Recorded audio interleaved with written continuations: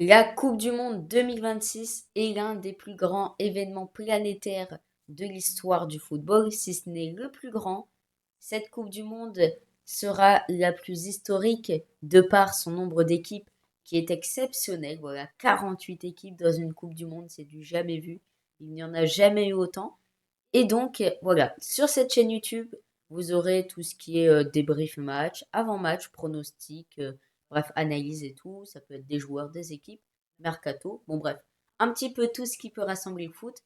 Voilà, bon, du coup, dites-moi si la caméra elle est bien, si la vidéo en global est bien, si le son est bien. À noter que le son, c'est peut-être mon plus gros défaut.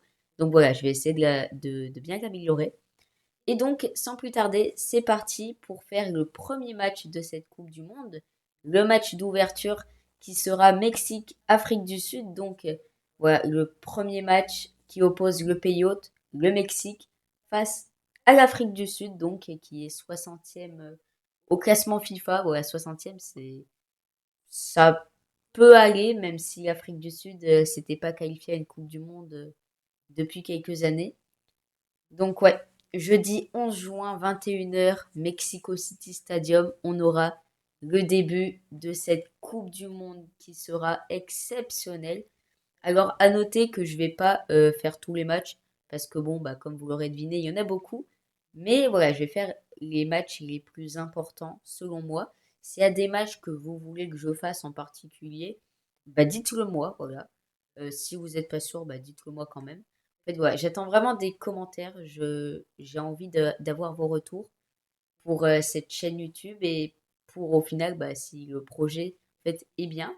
Donc du coup, le Mexique qui est qualifié d'office pour la Coupe du Monde. Alors les Mexicains, c'est assez particulier parce que sur leur dernier match, bah franchement, c'est pas mauvais, hein. Les derniers matchs, par exemple, ce dernier match là, vendredi 5 juin, donc c'était hier au moment où j'enregistre, victoire 5-1 contre la Serbie qui est que 39e au classement. Bon, le match, il a eu lieu à 4 heures du mat, donc désolé, je ne me suis pas levé. Mais voilà, 66% de possession pour les Mexicains, c'est vraiment pas mal. On a vu qu'il y a beaucoup de tirs. Voilà, c'est une équipe qui tente beaucoup. Mais le plus dur, voilà, ça va être face aux grosses équipes. Parce que face aux grosses équipes, que je vois ça, attendez. Tac, tac. Voilà, par exemple, le 0-0 contre le Portugal, bah, ils ont été dominés. Mais en vrai, ils n'ont pas énormément subi de tirs cadrés. Les Portugais qui ont tenté que deux frappes, donc en vrai, ça va. Et voilà, le Mexique, en fait, je pense que le problème, c'est assez. Je pense, en fait, c'est le milieu. L'équipe, elle a des talents partout, mais cette équipe va avoir du mal, en fait, à gérer tout ce qui est phase collective et tout. Parce que, ok, individuellement, c'est bien, mais comme on l'a déjà vu dans le foot moderne maintenant, c'est bien d'être bon individuellement, mais collectif, bah, faut que ça suive aussi. Sinon, ça sert à rien. Ouais, les Portugais, après, il y a eu un 0-0.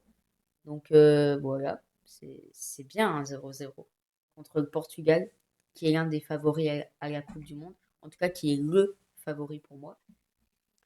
Euh, et l'Afrique du Sud, de l'autre côté, bon, bah, l'Afrique du Sud, c'est une équipe qui est assez irrégulière. Ces derniers matchs, il me semble que c'était à la CAN, du coup, qui s'est déroulé cet hiver. Du coup, par exemple, si on prend leur match contre Nicaragua, pardon, bah 0-0 aussi. Voilà. Pourtant, ils ont dominé, hein. 86% de possession, c'est énorme. Voilà, les compos étaient là. Attention à Foster, leur buteur. C'est un joueur, en vrai, que je suis d'assez près. Et voilà, Foster, c'est le type de joueur qui t'aime pas jouer parce qu'en fait, il va bouger partout. C'est super dur à tenir, des joueurs comme ça. Après, Nicaragua, pour leur défense, ils étaient en 5-4-1. Donc, bon, compliqué de marquer des buts, même si c'est Nicaragua en face. Et après, voilà. Le Mexique, forcément, ils ont l'avantage du public parce qu'ils sont à domicile. Donc, ça aide beaucoup, hein. Ouais, t'es à domicile, bah forcément, t'es un peu avantagé. Mais l'Afrique du Sud, attention, parce ils auront beaucoup d'intentions, pardon. Et ouais, en fait, franchement, ce match, je le sens pas pour le Mexique. C'est typiquement ce genre d'équipe piégeuse, en fait, qui peut venir au moins ac- accrocher un nul, en fait. Parce que c'est un groupe assez homogène avec la Tchéquie et la Corée du Sud. Donc, en fait, tu peux pas forcément prévoir parce que les équipes ont globalement le même niveau. Soit tu peux les voir là un match et les voir là au deuxième. En fait, c'est assez homogène et les équipes sont capables du meilleur comme du pire. Voilà, bah, le Mexique, franchement, les Mexicains qui s'étaient pas qualifiés en 2022, c'était l'Argentine et la Pologne qui s'étaient qualifiés. Et l'Afrique du Sud, alors si je me trompe pas, leur dernier mondial c'était en 2014 ou 2010. En tout cas, 2010 c'était en Afrique du Sud. Bon, les amis, après avoir vérifié, l'Afrique du Sud s'était pas qualifiée à la Coupe du Monde 2014 et 2018. Donc voilà, la dernière Coupe du Monde qu'ils ont jouée, c'était il y a 16 ans, du coup. Ouais, j'étais même pas née, voilà. C'est dingue. Non, c'est beau en fait c'est beau de voir des équipes revenir comme ça, de très loin. L'Afrique du Sud, surtout, bah, c'est pas l'équipe qui est la plus régulière en ce moment. On voit les derniers matchs, hein, franchement, le Mexique, ça déroule. Victoire 1-0 contre l'Australie, 2-0 contre le Ghana, 1-1 contre la Belgique, 0-0 contre les Portugais. C'est une bonne défense. 2 buts encaissés en 5 matchs, c'est bien. Surtout contre des bons adversaires comme les Belges ou Portugais. Même le Ghana, équipe piégeuse, bah, ils les ont passés, quoi. L'Afrique du Sud, ouais, c'est plus compliqué. Pas très bonne défense, même s'ils ont battu Zimbabwe quand même. La mention honorable.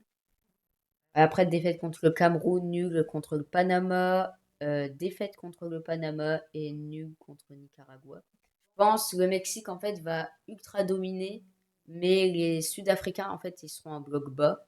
Donc, tu vois, assez compliqué de passer. Un peu comme la finale de Ligue des Champions PSG Arsenal. Où là, vraiment, le niveau pour pas se prendre 2 buts, il était au maximum. Donc ouais. Après, je vois l'Afrique du Sud marquer ouais, peut-être sur un coup de pied arrêté ou sur une contre-attaque. Et les Mexicains qui s'offrent le dernier but, le but de la victoire à la fin et tout. Pour bien démarrer cette Coupe du Monde à domicile. C'est eux les favoris, hein. Franchement, regardez les cotes. 1,40 pour le Mexique et 8,55 pour l'Afrique du Sud. En fait, c'est vraiment le Mexique qui est censé être supérieur. Donc moi, bah, je vais respecter cette logique en vrai. Voilà, je vais pas trop prédire de surprise sur ce premier match. Voilà, donc je partirai sur une victoire du Mexique 2 buts à 1. Donc voilà, dites-moi votre avis en commentaire pour vous combien il y aura sur ce match. Si vous avez aimé la vidéo, je me suis énormément répété, j'ai un petit peu bafouillé, désolé les gars. Tu vois, c'est la pression caméra, tu sais, face à vous, vous là en face. C'est un petit peu la pression. Bon bref. Voilà les amis, merci de m'avoir écouté et je vous dis à la prochaine pour une nouvelle vidéo.